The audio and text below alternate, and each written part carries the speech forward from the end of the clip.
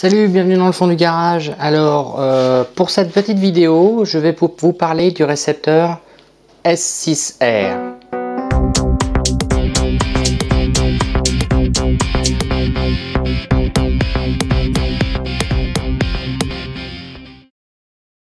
Ok, alors je vais vous parler de ce récepteur là parce que chez FrSky, je trouve que sur le conseil d'un ami, je l'ai essayé et ma foi, j'ai trouvé ça plutôt assez sympa. Donc, il est avec une stabilisation 3 axes et 2 modes, on va dire. Un qui est très proche du principe de la C3X, c'est-à-dire il compense les coups de vent, voilà, on va dire, il va vous stabiliser le vol et vous serez moins chahuté. Et l'autre où voilà, c'est carrément autopiloté, hein, c'est un mode limite de sauvegarde où quand vous l'activez, vous avez un angle maximum limite pour tourner, que ça soit aussi bien pour monter, pour descendre. Donc c'est assez pratique, notamment quand on débute ou quand on va dire on assiste quelqu'un qui débute. Il a la full télémétrie SmartPort, il est compatible avec toutes les sondes qui existent. Il a 6 voies réelles en sortie, c'est-à-dire 6 sorties là. Voilà, je vais vous montrer comment on le paramètre à partir de la QX7 et que à partir de la QX7. Il y a quelques programmes à prendre, quelques scripts. Et c'est parti. Bien, alors pour pouvoir flasher, utiliser le S6R, il vous faut plusieurs fichiers. Comme on a dit, le premier à récupérer est le firmware que vous récupérez sur le site de FrSky en allant dans la section Download, la zone S6R, la zone firmware et vous téléchargez le dernier en date. Vous avez aussi dans Tools la possibilité de télécharger le script de configuration. Pour les deux autres fichiers, le s6r.lua ou le s6rcalibrate.lua, vous devez aller sur le GitHub, donc comme vous pouvez voir à l'adresse qui se trouve dans le bar de navigation, avec github.com/opentx/opentx. Vous allez arriver sur cette page-là. De là, vous allez dans Radio, SD card, Taranis X7, SXR. Et là, vous allez retrouver les deux fichiers. Néanmoins, vous ne pouvez pas les sauvegarder directement comme ça. Il vous faut aller dedans. Et vous devez donc tout copier. Pour ce faire, moi, j'utilise la fonction RAW. Je fais un CTRL A. Donc, ça copie la totalité. Vous faites un CTRL copier. Vous ouvrez n'importe quel éditeur de texte. Copiez dedans. Vous enregistrez ça sous, dans le cas présent, S6R calibrate.lua. Ce fichier-là que vous mettez ensuite, vous l'enregistrerez ensuite sur votre carte SD. Vous pouvez faire bien sûr la même chose pour le S6R SXR standard si vous ne l'avez pas téléchargé sur le site de FrSky. Donc pour ce faire, il vous faut le récepteur. Le cordon qui est fourni avec la radio. Alors c'est un cordon tout simple, hein. Il n'y a pas de croisement, il n'y a rien, c'est comme une rallonge cerveau, sauf que il y a des femelles de deux côtés, quoi. De la QX7 équipée de la SD card. Alors pour aller voir les fichiers qui nous intéressent, à partir du menu principal, on reste appuyé sur la sélection de la liste. Voilà, et on tombe dans la config radio. À partir de là, on va sur la SD card, là. Et là, moi, j'ai créé donc sur la carte SD un répertoire qui s'appelle S6R. Alors, le premier, qui est celui qui vous permet de, on va dire, de paramétrer le récepteur, le firmware. Et enfin, le dernier qui fait la calibration du module. Pour flasher le S6R, en fait, avec la QX7, trois prises. Donc on a la SD, le port USB, la micro SD et à côté une prise toute basique. Et bien, cette prise toute basique, c'est le port de flashage. On lui met dans le trou. Lui, on le met sur le SmartPort. Et à partir de là, lorsqu'on va lancer le flashage, l'ensemble va alimenter le récepteur et il va flasher. Donc ensuite, on choisit le firmware. On reste appuyé avec la molette. Vous faites OK. Hop. Et là, l'ensemble s'allume et il est en train d'écrire. Donc si vous inversez la prise, ça marche pas.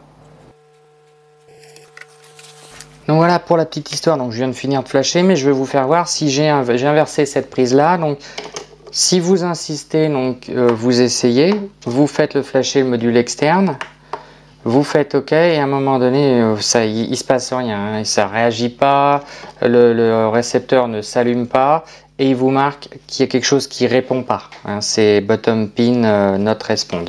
Donc voilà, il n'y a pas de risque, ça empêche pas ça bride pas le récepteur. Donc là, on voit que ça a bindé hein, parce que j'ai la LED qui est verte.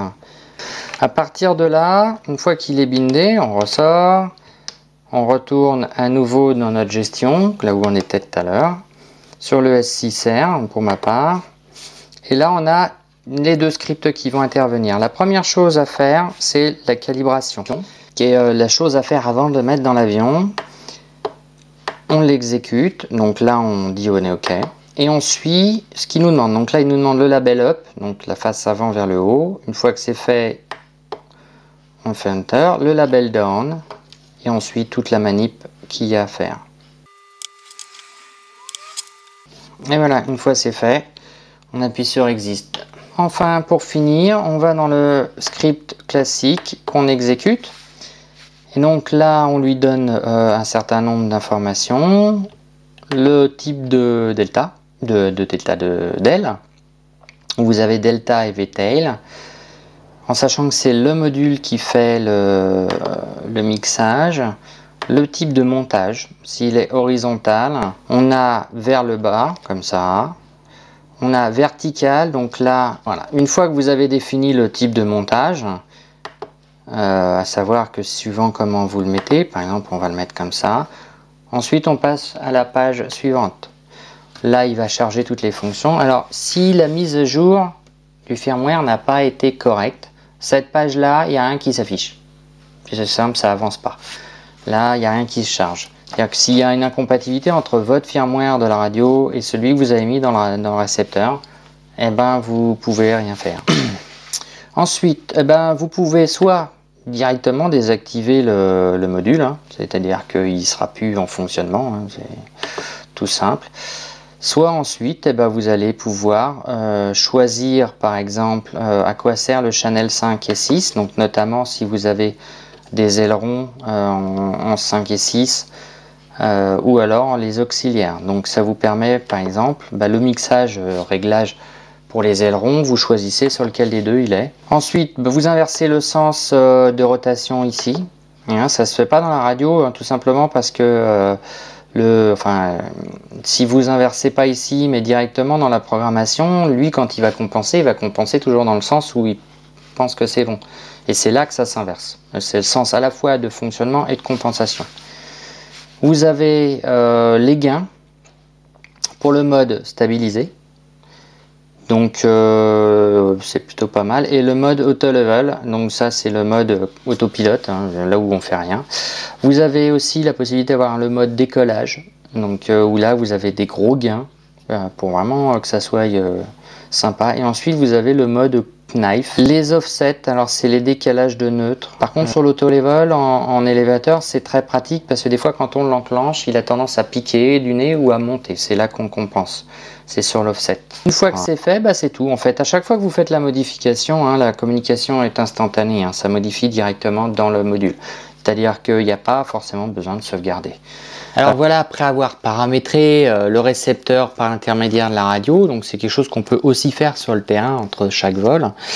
Il y a aussi quelque chose à paramétrer qui est la gestion des modes de vol. Donc je vais vous montrer comment moi j'ai fait mon mixage entre guillemets pour que avec le switch 10 et 11 j'ai au moins le off, la stabilisation et l'automatic level, puisque les deux autres je m'en sers pas. J'ai pas utilisé un mixage très compliqué, j'ai utilisé deux courbes, hein, le plus simple possible. Il n'y a que ça en fait, que les deux courbes, et ça marche très bien.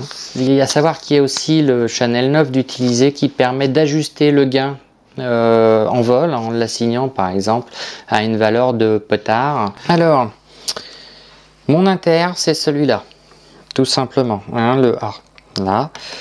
Donc, lorsqu'on va dans la programmation, on trouve le mode qui se trouve sur la sortie des canaux, hein, le channel. Donc là, on a effectivement les différentes informations que je désire. Le 5 qui est dédié, comme vous avez pu voir, donc là à l'aileron, donc c'est quand même une commande d'aileron, aileron numéro 2, voilà, qui est compensé. Donc aussi à programmer, hein, forcément, hein, parce que si vous mettez que aileron dans la compensation, ça ne marchera que si vous êtes en mode compensation. Dès que vous allez sortir du mode compensation, votre aileron ne marchera plus.